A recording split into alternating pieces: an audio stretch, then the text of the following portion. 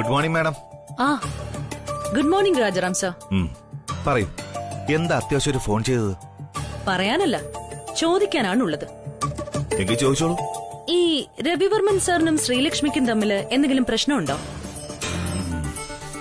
Something seems wrong I think. എന്ത് പ്രശ്നം? ഞാനൊന്നും അറിഞ്ഞില്ലല്ലോ.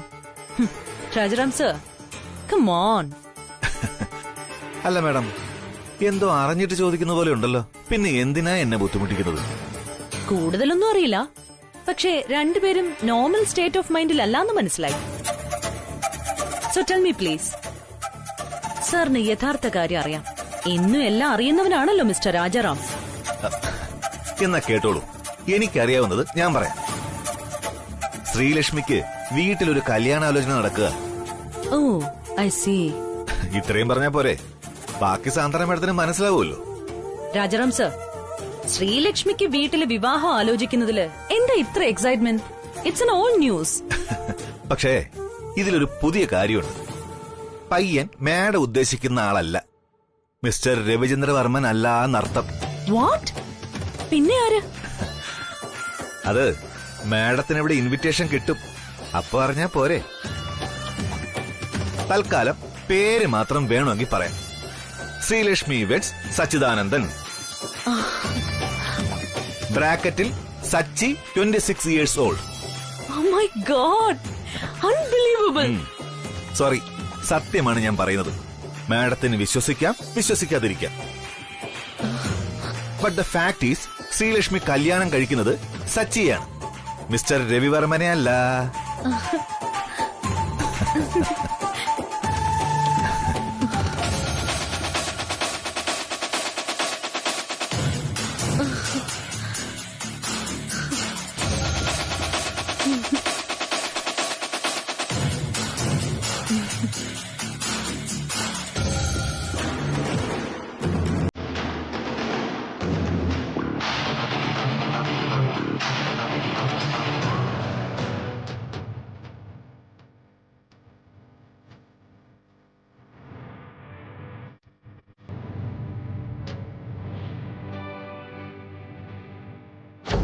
എല്ലാം സർവച്ചനെ വിചാരിക്കുന്ന പോലെയല്ല നടക്കുന്നത്. ഇനി എത്ര നാൾ ഓഫീസിൽ വരാൻ പറ്റുന്ന പോലും എനിക്കറിയില്ല.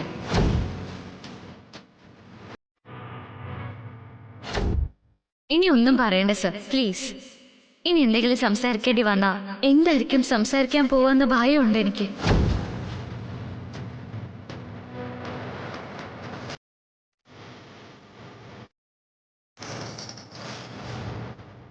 എക്സ്ക്യൂസ് മീ സർ, അകത്തോട്ട് വന്നോട്ടെ.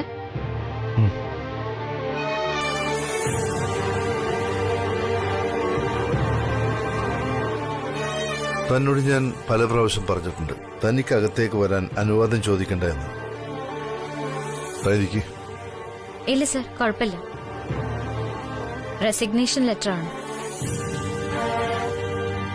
ഇതിന് നജീബിക്കയുടെ കയ്യിലോ സാന്ദ്ര മാഡത്തിന്റെ കയ്യിലോ കൊടുത്തു വിടാമായിരുന്നു. പക്ഷേ സാറാണല്ലോ എനിക്ക് അപ്പോയിന്റ്മെന്റ് ലെറ്റർ തന്നത്. സാറിന്റെ മുമ്പിലാണല്ലോ ഞാൻ ആദ്യം സൈൻ ചെയ്തത്. അപ്പൊ പിന്നെ ഈ ജോലി ഞാൻ എങ്ങനെ സ്വീകരിച്ചോ അതേപോലെ തന്നെ ഇതിൽ നിന്ന് വിട്ടു ദൂരെ പോകാനും ഞാൻ ആഗ്രഹിക്കുകയാണ്. പ്ലീസ് സർ, എന്നെ വിലക്കരുത്. ഫോർമാലിറ്റി ഒന്നും വേണ്ട Sreelakshmi, just leave to me, ഞാൻ നോക്കിക്കോളാം. എന്നാലും ഇക്കാര്യത്തിൽ കമ്പനിയിൽ ചില റൂൾസ് ഒക്കെ ഉണ്ടല്ലോ സർ. ഞാൻ കാരണം അത് തെറ്റാൻ പാടില്ല. ഇവിടെ ഞാൻ ചെയ്തു തീർക്കേണ്ട ജോലികളിൽ ആദ്യത്തെ ജോലിയാണ് ഈ റെസിഗ്നേഷൻ.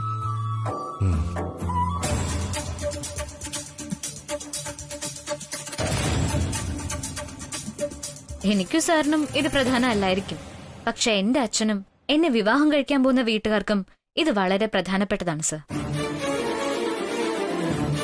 ഭർത്താവിന് സ്വന്തം കമ്പനി ഉള്ളപ്പോ വേറെ കമ്പനിയിൽ എന്തിനാ ജോലി നോക്കുന്നതെന്ന് നാളെ മറ്റുള്ളവർ ചോദിക്കും. ഇക്കാര്യം സാറിനും അറിയാവുന്നതാണ്. ഇത് എന്റെ മരുമകൾക്ക് വേണ്ടി കൊണ്ടുവന്നതാണെന്ന് എങ്ങനെ ഞാൻ ഇവരോട് പറയൂ? എന്റെ ഈശ്വര, വല്ലാത്തൊരു ധർമ്മസങ്കടമാണല്ലോ ഇത്. സത്യം പറഞ്ഞ ഇത് വേറൊരു അവസരത്തിലാണ് കൊണ്ടുവന്നിരുന്നെങ്കിൽ ഞാൻ വേണ്ടെന്ന് പറഞ്ഞാണ്. പക്ഷേ അമ്മയെപ്പോലെ ഒരാൾ, അതും ഈ വീട് വരെ വന്നെങ്കിൽ ഇത് ശ്രീലക്ഷ്മിക്ക് കൊടുക്കാതെ എങ്ങനെ നിരസിക്കാനാണ്? ഇത് ഞങ്ങൾ മോൾക്കുള്ള അമ്മയുടെ അനുഗ്രഹമായി സ്വീകരിക്കുന്നു. അതെ, ഈ ഒരു നല്ല മുഹൂർത്തത്തിൽ തന്നെ അമ്മ ശ്രീലക്ഷ്മിക്കൊരു സമ്മാനം കൊണ്ടുവന്നല്ലോ. അതാണ് ഈശ്വരാനുഗ്രഹം. തീർച്ചയായും. സരോജം, വാങ്ങിച്ചോ.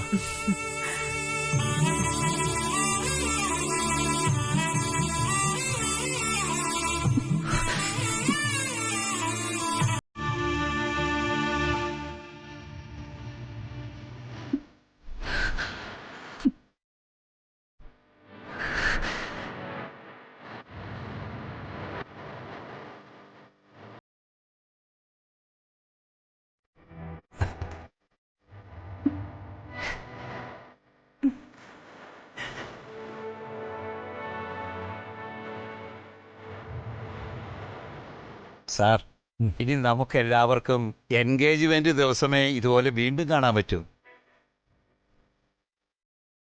എല്ലാം പെട്ടെന്ന് തീരുമാനിച്ചതുകൊണ്ട് ഒന്നും വിചാരിക്കരുത്. ഇനി ഞങ്ങൾക്ക് വീട് വരെ ഒന്ന് വിളിക്കാൻ സമയമുണ്ടാവില്ല. സാറും വീട്ടുകാരും എല്ലാവരും ചടങ്ങിന് വരണം. എൻഗേജ്മെന്റ് വെള്ളിയാഴ്ചയാ.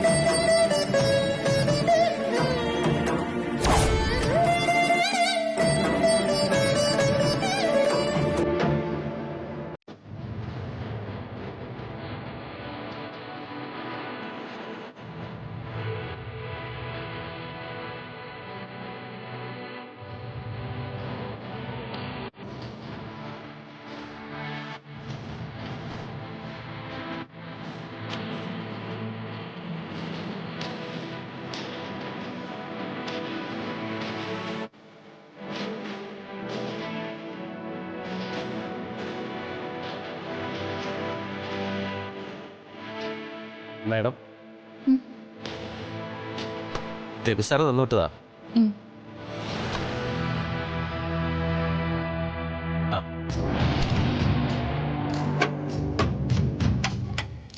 താങ്ക്സ് നജീബിക്ക. ശരി മാഡം.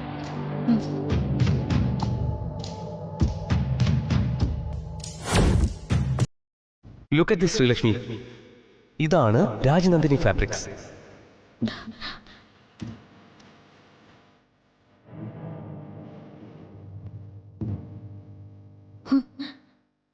രാജനന്ദിനി കമ്പനിയല്ല. You know what's the difference? അറിയാം സർ. രാജനന്ദിനി ആൻഡ് കമ്പനിയിൽ നിന്നും പുതിയതായി രജിസ്റ്റർ ചെയ്തതാണ് രാജനന്ദിനി ഫാബ്രിക്സ് എന്ന ഇൻഡിപെൻഡന്റ് സ്ഥാപനം. കറക്റ്റ്. ഇത് തനിക്ക് തരാൻ കാരണം തനിക്ക് ആവശ്യമുള്ള പല റെഫറൻസും ഇതിൽ നിന്ന് കിട്ടുമെന്നുള്ളതുകൊണ്ടാണ്.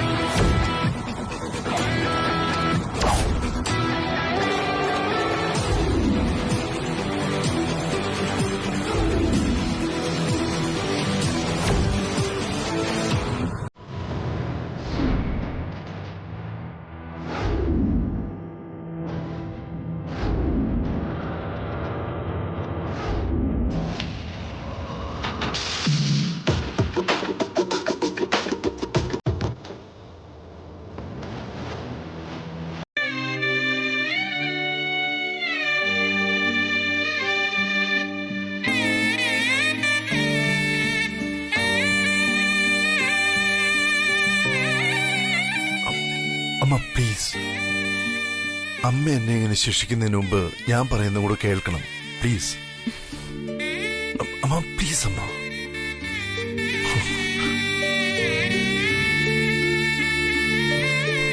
അമ്മ പ്ലീസ് എന്തെങ്കിലും ഒന്ന് സംസാരിക്കും. അമ്മ ഇങ്ങനെ മൗനമായിട്ടിരിക്കല്ലേ, എനിക്ക് താങ്ങാൻ പറ്റുന്നില്ലത്. അമ്മ പ്ലീസ് അമ്മ. മതി. ഞാൻ നിന്നോട് പറഞ്ഞതല്ലേ സംസാരിക്കണ്ടെന്ന്. നിനക്ക് എന്നോട് സംസാരിക്കാനുള്ള അവകാശമില്ല. കൈവിട്. വിടാൻ. പക്ഷെ അമ്മയ്ക്ക് എന്നെ വഴക്ക് പറയാൻ അവകാശമുണ്ട്. എനിക്ക് എന്ത് ശിക്ഷ വേണമെങ്കിലും തന്നോളൂ. പക്ഷെ എന്നോട് ഇങ്ങനെ സംസാരിക്കുന്നത് മാത്രമായിരിക്കല്ലേ. എനിക്ക് താങ്ങാൻ പറ്റുന്നില്ലത്. എനിക്കെന്റെ മകന്റെ അടുത്ത് സംസാരിക്കാം. പക്ഷേ നീ ഇപ്പൊ ദൈവമല്ലേ, പാവങ്ങളുടെ കൺകണ്ട ദൈവം. നിന്നോട് ഞാൻ എങ്ങനെ സംസാരിക്കാനാ? എങ്ങനെ ഞാൻ വഴക്കു പറയും? അമ്മേ വേണ്ട, നീ ഇനി എന്നെ അങ്ങനെ വിളിക്കരുത്. മതിയായി എനിക്ക്. ഇത്രയും വർഷം നിനക്ക് നല്ലത് മാത്രമേ വരൂന്ന് ഞാൻ വിശ്വസിച്ചിരുന്നു. ഇനി മതി. ഒരമ്മയ്ക്കും ഇത് സഹിക്കാൻ പറ്റില്ല. മതിയായി എനിക്ക്.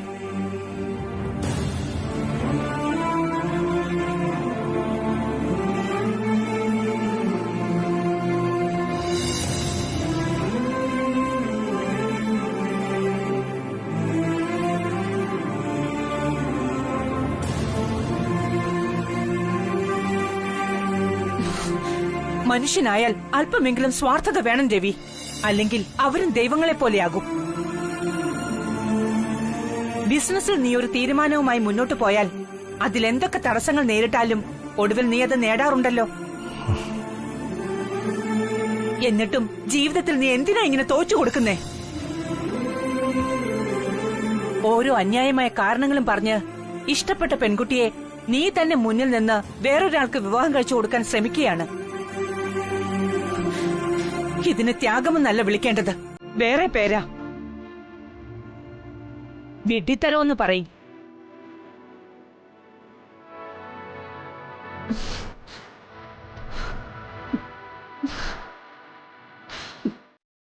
നീ പ്രണയത്തെ ഭയക്കുന്നു രവി. ബന്ധങ്ങൾ നഷ്ടപ്പെടുമെന്ന് ഭയപ്പെടുകയാണ് നീ. ഒരുപക്ഷെ ശ്രീലക്ഷ്മി ഓൾറെഡി നിന്റെ ഭാര്യയായിരുന്നെങ്കിൽ ആരുടെയെങ്കിലും വാക്ക് കേട്ട് നീ അവളെ മറ്റൊരാൾക്ക് വിട്ടുകൊടുക്കുവോ? അമ്മ എന്തൊക്കെയാ സംസാരിക്കുന്നത്? മിണ്ടരുത് നീ. ഞാൻ പറഞ്ഞു കഴിഞ്ഞതാ എന്റെ മുമ്പിൽ നിന്ന് പോകാൻ. പോകാം. പക്ഷെ അമ്മയൊന്നും മനസ്സിലാക്കണം. ഞാൻ ആരുടെയെങ്കിലും വാക്ക് കേട്ടിട്ടില്ല അവളെ മറ്റൊരാൾക്ക് വിട്ടുകൊടുക്കുന്നത്. ഇപ്പോ ശ്രീലക്ഷ്മിയുടെ അച്ഛന്റെ ആരോഗ്യത്തിന്റെ പ്രശ്നം. അദ്ദേഹത്തിന്റെ ജീവൻ പന്താടിക്കൊണ്ട് ഞാൻ എങ്ങനെ സ്വാർത്ഥനോ? അമ്മ തന്നെ പറയും. ഞാൻ ദൈവമാകാൻ ആഗ്രഹിക്കുന്നില്ലമ്മ. ഇപ്പോഴെന്റെ എന്റെ മനസ്സിനുള്ളിൽ മനുഷ്യത്വം മാത്രമാണ്. അദ്ദേഹം ഇഷ്ടപ്പെട്ട ആളെ കൊണ്ട് അവളെ വിവാഹം കഴിക്കാൻ സഹായിക്കാമെന്ന് ഞാൻ വാക്ക് നൽകിയിരുന്നു. വാക്ക് കൊടുത്ത് ഈ കയ്യിലായിരുന്നു അദ്ദേഹത്തിന്റെ ജീവൻ. ഇപ്പോഴും അങ്ങനെ തന്നെ. സോറി, സുദർശന് വാക്ക് കൊടുത്തത് നീ എങ്ങനെ കാത്തു സൂക്ഷിക്കുന്നോ അതുപോലെ തന്നെ നീ പറയുന്ന വാക്ക് അദ്ദേഹം സമ്മതിക്കുമായിരുന്നു. പക്ഷേ നീ അദ്ദേഹത്തോട് സംസാരിച്ചില്ല. അതാ ഇങ്ങനെയൊക്കെ സംഭവിച്ചതിന്റെ മൂല കാരണം. ആയിരിക്കും, സമ്മതിക്കുന്നു. എനിക്ക് ശ്രീലക്ഷ്മിയേക്കാൾ 5 or 10 വയസ്സേ കൂടുതലുണ്ടായിരുന്നുള്ളെങ്കിൽ ഞാൻ തീർച്ചയായിട്ടും സംസാരിക്കുമായിരുന്നമ്മ. പക്ഷെ 25 വയസ്സ് വ്യത്യാസം. ഞാൻ എന്ത് ധൈര്യത്തിൽ അദ്ദേഹത്തോട് സംസാരിക്കും അമ്മ? അമ്മ തന്നെ എന്നോടൊന്ന് പറഞ്ഞ് മനസ്സിലാക്കിത്ത. ഇത് തന്നെയാ നിന്റെ പ്രശ്നം, കോംപ്ലക്സ്. ഇനി എനിക്കൊന്നും പറയാനില്ല. നീ ജീവിച്ചോ, ജീവിതകാലം മുഴുവൻ ഇങ്ങനെ ഒറ്റയ്ക്ക് ജീവിച്ചോ. നിന്റെ ജീവിതം കണ്ട് ഞാനും സന്തോഷത്തോടെ കഴിഞ്ഞോളാം. ഇപ്പൊ എന്നെ ഉപദ്രവിക്കാതെ ഒന്ന് പോയാ മതി. ശ്രീ, നീ തന്നെ നിന്നെ ചതിക്കുമെന്ന് ഞാൻ ഒരിക്കലും കരുതിയില്ല.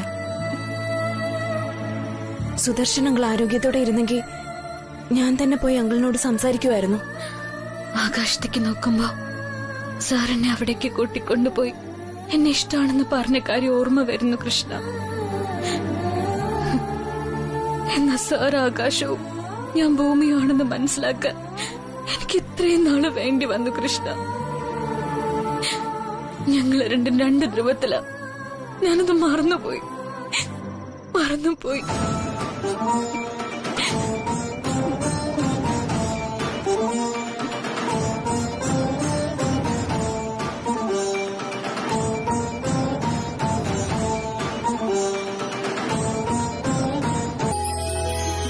സ്വന്തം നാട് വിട്ട് എവിടെയെങ്കിലും പോയി ജോലി ചെയ്താ സമയത്തിന് പെണ്ണ് കിട്ടുമെന്ന് നമ്മുടെ ബന്ധുക്കളൊക്കെ ചോദിച്ചു. ഇനി വേണം അവരോടൊക്കെ പറയാൻ എന്റെ മോന് നല്ലൊരു പെണ്ണിനെ കിട്ടിയെന്ന്. ആ എങ്കിൽ ശരി, അമ്മ പോയി അവരോടൊക്കെ പറഞ്ഞിട്ട് വന്നാട്ടെ. നമുക്ക് മോതിരം വാങ്ങാൻ അടുത്ത കൊല്ലം പോകാം അവിടുന്ന്. കളിയാക്കണ്ട. നീ പൂനെ ഓസ്ട്രേലിയ എന്നൊക്കെ പറഞ്ഞ് ധൃതി പിടിച്ചു പോവാതിരുന്നെങ്കിൽ നമുക്ക് ഈ വിവാഹം ഗ്രാൻഡായിട്ട് നടത്തായിരുന്നു ഇവിടെ. ഗ്രാൻഡും വേണ്ട, ഒന്നും വേണ്ട. നമ്മളെന്തിനാ മറ്റുള്ളവരെ നോക്കുന്നേ? നോക്ക് ശ്രീലക്ഷ്മി, നമ്മൾ ജ്വല്ലറി പോയി ആ കുട്ടിക്കുള്ള മോതിരം വാങ്ങുന്നു, അവര് പോയി എനിക്കുള്ള മോതിരം വാങ്ങുന്നു. പക്ഷേ അത് പാകമായില്ലെങ്കിലോ? നമ്മളിങ്ങനെ ധൃതി കാണിക്കുന്നുണ്ടാ? അല്ലെങ്കിൽ അവർ കൂടി സമയമുള്ളപ്പോ ഒരുമിച്ച് പോയാൽ മതിയായിരുന്നു നമുക്ക്. എനിക്ക് മനസ്സിലായി മോന്റെ മനസ്സിലിരിപ്പ്. എന്നാലേ എന്റെ മോൻ കേട്ടോ, ഞാൻ സുദർശനൻ ചേട്ടനോട് സംസാരിച്ചിട്ടുണ്ട്. ജുവലറിയിലേക്ക് ആ കുട്ടിയും വരുന്നുണ്ട്. നമ്മൾ പുറപ്പെടുമ്പോ ഒന്ന് ഫോൺ വിളിച്ചാ മതി. ഞാൻ ആ അർത്ഥത്തിലല്ല പറഞ്ഞത്.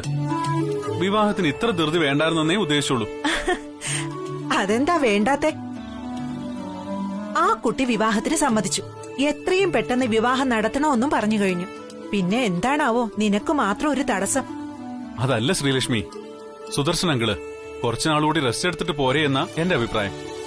അതിന് ഞാൻ ഫോൺ ചെയ്തപ്പോ അദ്ദേഹത്തിന് അസുഖം കുറവുണ്ടെന്ന് പറഞ്ഞല്ലോ.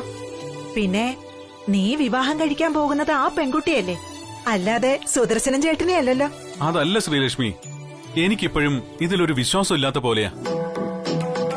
ഞാൻ ഗുഡ് മോർണിംഗ് എന്ന് മെസ്സേജ് അയച്ചിട്ടും ആ കുട്ടി ഒരു റിപ്ലൈ പോലും അയച്ചിട്ടില്ല.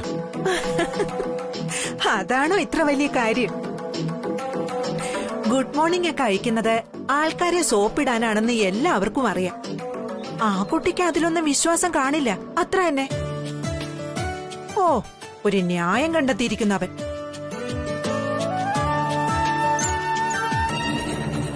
അല്ല, കുഞ്ഞുമിത് എങ്ങോട്ടാ പോകുന്നത്? നിശ്ചയത്തിനുള്ള മോതിരം വാങ്ങാൻ ശ്രീ ജുവലറിയിൽ വരും. അയ്യോ, എന്റെ കുഞ്ഞമ്മ, പുറത്ത് ത്രിവിക്രമനെ ആൾക്കാരും 50,000 രൂപ മടക്കി ചോദിക്കണമെന്ന് പറഞ്ഞ് നിൽക്കുവാ.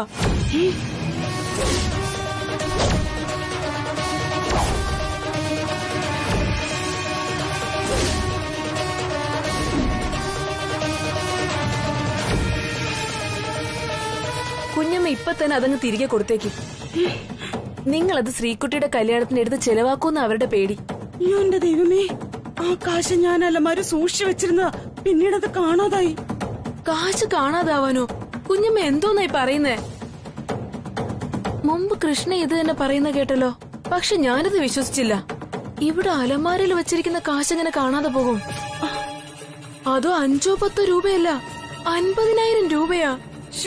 ഒന്ന് പതുക്കെ പറയടി, അകത്ത് ശ്രീടച്ചൻ കേക്കും. കേൾക്കട്ടേന്ന്, കേട്ടല്ലേ പറ്റൂ. ഇവിടെ ഇത്രയും വലിയ കാശ് കാണാതായിട്ടും കുഞ്ഞമ്മ ഒരു കുലുക്കമില്ലാതെ നടക്കുന്നതാ എനിക്ക് അത്ഭുതം. ആര് പറഞ്ഞു കുലുക്കമില്ലെന്ന്? ഞാനിനി വീട്ടിൽ നോക്കാൻ ഒരിടവും ഇല്ല.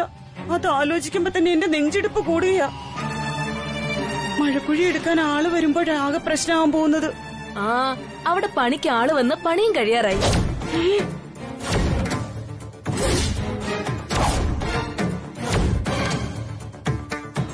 അതാ അവരിതൊരു സന്ദർഭമാക്കി കാശ് ചോദിക്കാൻ പുറത്ത് കാത്തു നിൽക്കുന്നത്. കുഞ്ഞമ്മ ഇപ്പൊ തന്നെ കാശ് കൊടുത്തേ പറ്റൂ. അയ്യോ, ഇനിയിപ്പൊ ഞാൻ എന്ത് ചെയ്യും? ശ്രീടച്ചൻ ഇപ്പൊ ഇതറിഞ്ഞ ആകെ പ്രശ്നമാവുമല്ലോ. പണി കഴിഞ്ഞു, ഇനി ഞങ്ങള് പോവാ. പോവാനോ? അപ്പൊ പണി തന്നെ കൂലിയൊന്നും വേണ്ടേ? കൂലിയൊക്കെ എപ്പോഴേ തന്നു.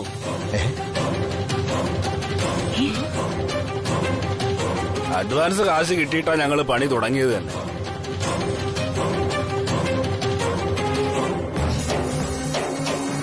പോവാ.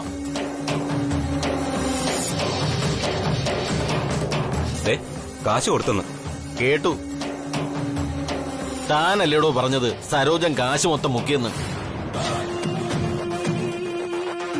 എന്നിട്ടിപ്പോ ആരാ അവർക്ക് കൂലി കൊടുത്തത്? അതിപ്പം എന്നോട് ചോദിച്ചാ സരോജം വരുന്നു. ഇപ്പൊ മനസ്സിലായല്ലോ കാര്യങ്ങളുടെ കിടപ്പുവശം. സരോജത്തിനെ ഒരു ജോലി ഏൽപ്പിച്ച നിങ്ങൾ പോലും അറിയാതെ സരോജ അത് നടത്തിയിരിക്കും. ഇനിയെങ്കിലും മറ്റുള്ളവരെ കള്ളനും കള്ളിയാക്കാൻ നിൽക്കാതെ അവനെ നന്നാവാൻ നോക്ക്. അല്ല പിന്നെ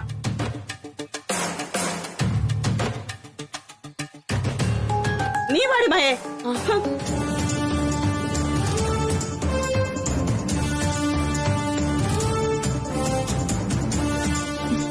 കുഞ്ഞമ്മ എപ്പോഴാ അവർക്ക് കാശ് കൊടുത്തത്?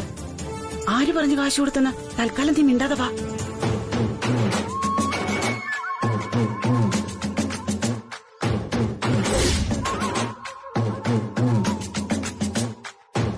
സരോജം, ഇപ്പോ സച്ചിയുടെ അമ്മ വിളിച്ചിരുന്നു. നമ്മുടെ സീനിയർ ശ്രീലക്ഷ്മി തന്നെ. അവരുടെ വീട്ടിലെ കിച്ചൺ റിപ്പയർ ചെയ്യാനോ മറ്റോ ആരോ വന്നിട്ടുണ്ടത്ര. അതുകൊണ്ട് സീനിയർ ശ്രീലക്ഷ്മി സ്വർണ്ണക്കടയിൽ പോകുന്നില്ല. സച്ചിയെ ഒറ്റയ്ക്ക് മോളുടെ ഓഫീസിലേക്ക് അയച്ചിരിക്കുക. അപ്പൊ ഞാൻ ആലോചിച്ചു അവർ ഒരുമിച്ച് പോയിക്കോട്ടെ എന്ന്. അങ്ങനെയാണെങ്കിൽ നീ ഇനി അങ്ങോട്ട് പോകണ്ട. പക്ഷെ ആരുടെയോ കൃപാകടാക്ഷം കൊണ്ട് കാര്യം ഭംഗിയായി നടന്നു. ആ കാശ് ഞാൻ കൊണ്ടുവന്ന് തന്നത് നിന്റെ കയ്യിലാ. അതൊക്കെ സമ്മതിച്ചു. പക്ഷേ അവിടുന്ന് എടുത്ത് എന്റെ കയ്യിൽ സൂക്ഷിക്കാൻ കൊണ്ടുതന്ന കാശ് ഇപ്പോഴും കെട്ട് പൊട്ടിക്കാതെ എന്റെ കയ്യിലുണ്ട്. എന്നിട്ടിപ്പൊ പണിക്കാരുടെ പൈസ കൊടുത്തിരിക്കുന്നു. അത് ആരെന്നാ ചോദ്യം. ഞാനും അത് തന്നെ ആലോചിക്കുന്നു അപ്പി. ആ കാശ് നമ്മുടെ ഇരിക്കുമ്പോ പണിക്കാരുടെ കാശ് സെറ്റിൽ ചെയ്തിരിക്കുന്നു. അത് സരോജോ സുദർശനോ അല്ലെന്നുള്ളത് ഉറപ്പാ. അതെ, എല്ലാരും ഒന്ന് പോയേ. കാശൊക്കെ അവർ തരും. അതല്ല, ഇപ്പോ ഈ നിമിഷം തന്നെ കാശ് കിട്ടിയേ പറ്റൂന്നുള്ളവർക്ക് നിക്കാം. ഞാൻ എന്റെ പോക്കറ്റിൽ നിന്ന് എടുത്തരും അവരുടെ കാശ്. ആ, അപ്പൊ പിന്നെ അവർക്ക് വേണ്ടി അത് ചെയ്തു കൊടുക്കുന്ന ഒരാളെ കാണൂ. ആ രവിചന്ദ്രവർമ്മൻ തന്നെ. ആ സാറ് വലിയ പുള്ളിയല്ലേ. അങ്ങേര് ഇവിടെ വന്ന് കൂലി കൊടുക്കാനൊക്കെ നിൽക്കൂ. എന്റെ മണ്ടി പപ്പി, നിനക്ക് എന്റെ മോൻ ദീപുവിന്റെ ബുദ്ധിയായി പോയല്ലോ. രവിചന്ദ്രവർമ്മൻ മാളിക മുകളിലേ ഇരിക്കൂ. അയാൾക്ക് വേണ്ടി ആജ്ഞകൾ നിറവേറ്റി കൊടുക്കാൻ ഒരു ലെഫ്റ്റനന്റ് ഉണ്ടല്ലോ അവിടെ.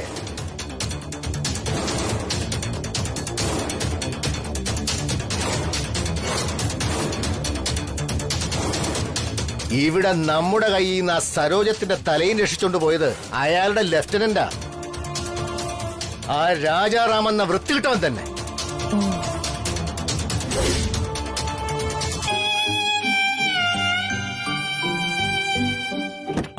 അയ്യോ സാർ, ഫ്രണ്ടിലിരിക്കാം.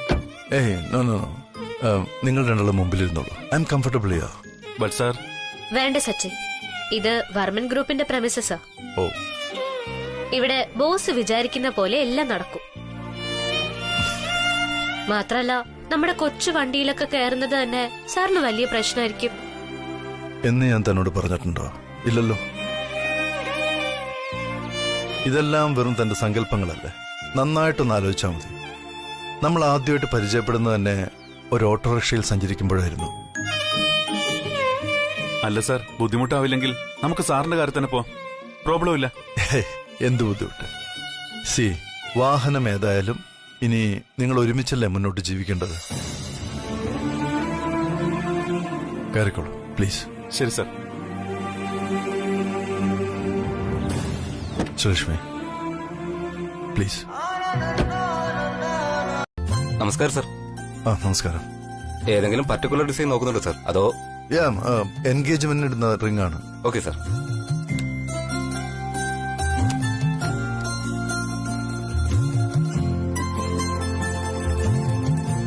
സർ, കുടിക്കാൻ എന്താ വേണ്ടത്? കോഫി എടുക്കാൻ പറയട്ടെ? Or something cool? ഏയ്, ഒന്നും വേണ്ട, thanks.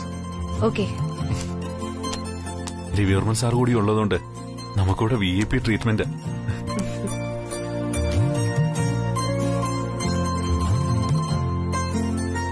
Sir, last time sir വാങ്ങിയ ഡയമണ്ട് റിംഗ് മാഡത്തിന് ഇഷ്ടപ്പെട്ടായിരുന്നോ?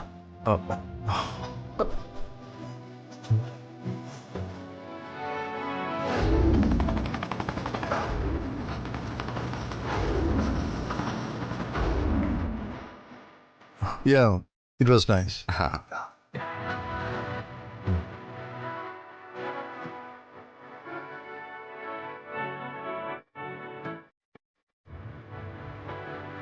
ഇതൊന്ന് നോക്കൂ സാർ, ഇതാണ് ഇപ്പോഴത്തെ ട്രെൻഡ്.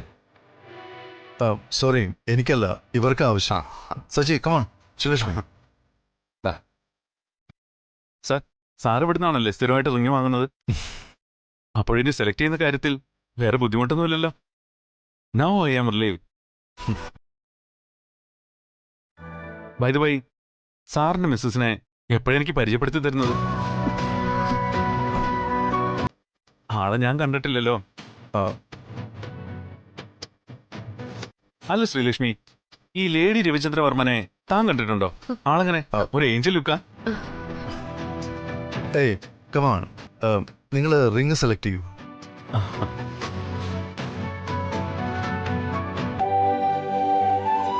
ഞാൻ 6 എന്ന അക്ഷരമുള്ള മോതിരം സെലക്ട് ചെയ്യാനുള്ള കാരണം സച്ചിക്ക് അറിയില്ല. 6 എന്നാൽ രവിചന്ദ്രവർമ്മൻ എന്ന അർത്ഥം. മറ്റൊരക്ഷരത്തിൽ തുടങ്ങുന്ന ഒരു പേര് സെലക്ട് ചെയ്യാൻ ഈ ശ്രീലക്ഷ്മിയെ കൊണ്ടാവില്ല. വീണ്ടും കണ്ണു നിറഞ്ഞല്ലോ. തനിക്കൊരു കാര്യം അറിയോ? നമ്മൾ ഒരാളിന്റെ മുന്നിൽ മനസ്സ് തുറന്ന് കരയുകയാണെങ്കിൽ അയാൾ നമുക്ക് വേണ്ടപ്പെട്ട ആളാണെന്നാണ് ഞാൻ മനസ്സിലാക്കുന്നത്. ഇപ്പോ താൻ എന്റെ മുന്നിൽ കരയുന്നുണ്ടെങ്കിൽ ഞാനും തനിക്ക് വേണ്ടപ്പെട്ട ആളാണെന്ന് ഞാൻ വിശ്വസിക്കുന്നു. താൻ കണ്ണുടയ്ക്ക്.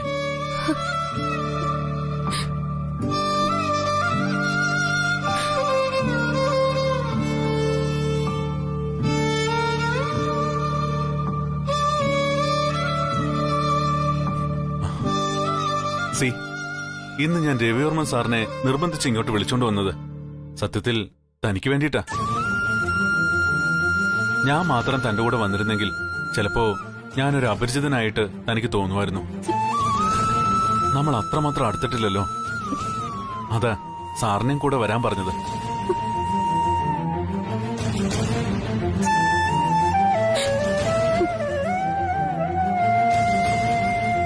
പക്ഷെ ഇപ്പോ തന്റെ കണ്ണീരിൽ നിന്ന് എനിക്കൊരു കാര്യം മനസ്സിലായി. ഞാനും തനിക്ക് വേണ്ടപ്പെട്ട ഒരാളാണെന്ന്.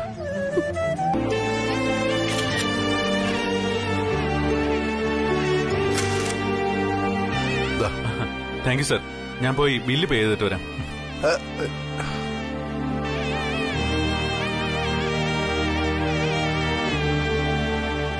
ബില്ലെടുത്തോളൂ.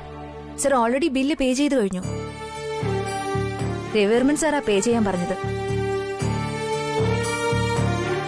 What is this sir? എന്തിനാ സാർ ബില്ല് പേ ചെയ്ത്? It's okay. It's a present for both of you. But sir, this is not fair. സച്ചിക്ക് ഇപ്പൊ മനസ്സിലായോ? ഇതിനാ ഞാൻ പറഞ്ഞത് രവി സാറിനെ പർച്ചേസിങ്ങിന് കൂട്ടിക്കൊണ്ട് വരണ്ടാന്ന്. എല്ലാ ഉത്തരവാദിത്തങ്ങളും കൂടി സ്വയം ഏറ്റെടുക്കുന്ന ഒരു ദുശീലം നമ്മുടെ ബോസിനുണ്ട്. നമുക്ക് ഒരു ഓപ്ഷനും തരില്ല. എല്ലാം സാറ് തന്നെ അങ്ങ് തീരുമാനിക്കും. ശ്രീലക്ഷ്മി പ്ലീസ്, ബോസിന്റെ മുമ്പിൽ ഇങ്ങനെയൊക്കെ സംസാരിക്കാൻ പോത്താൻ സാർ എന്ത് വിചാരിക്കും? It's okay, take it easy. ഇത് പാക്ക് ചെയ്തോളൂ. Okay sir. സച്ചി, ആക്ച്വലി എനിക്ക് അല്പം അർജന്റ് ജോലി ഉണ്ടായിരുന്നു. സെലക്ഷൻ കഴിഞ്ഞെങ്കിൽ നിങ്ങൾ പോയിക്കോളൂ.